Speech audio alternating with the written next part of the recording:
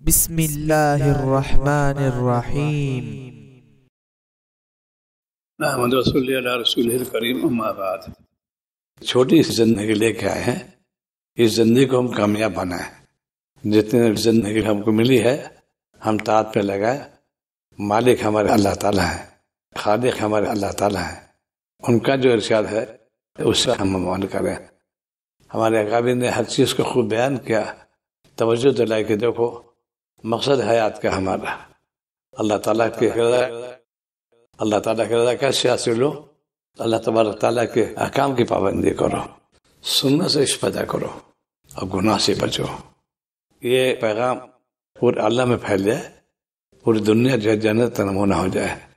گھر میں بھی سخت تکرار ہونا چاہیے، خواتین میں بھی، اپنے دوست احباب میں بھی، کہ بھائی چھوٹی سی زندگی ہے، اس زندگی کو ہم کامیاب بنائیں۔ ہماری زندگی شریعت معافی گزرے، اسی لیے جاتے تھے پہلے خانقاہوں کے اندر اپنے آپ کی درستگی کے لیے کہ میرے اعمال سنت موافق ہو جائیں۔ ہم کیسے چلیں؟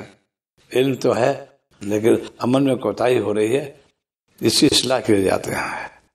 آج یہ پریشانی بڑھ رہی ہے، وہ ہماری شامت اعمال، ہم نے مالک کا کہنا نہیں مانا، اور جب مالک کا کہنا نہیں مانو گے تو اللہ تعالیٰ ناراض ہو جائیں گے۔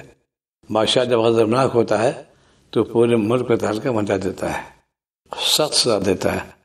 وہ تو مالک حقیقی ہے، حاکم الحاکمین ہے، ان کو جب غضب آ جائے گا تو ایک لمحہ، جب بھی قوم پہ عذاب آیا نافرمانی سے آیا۔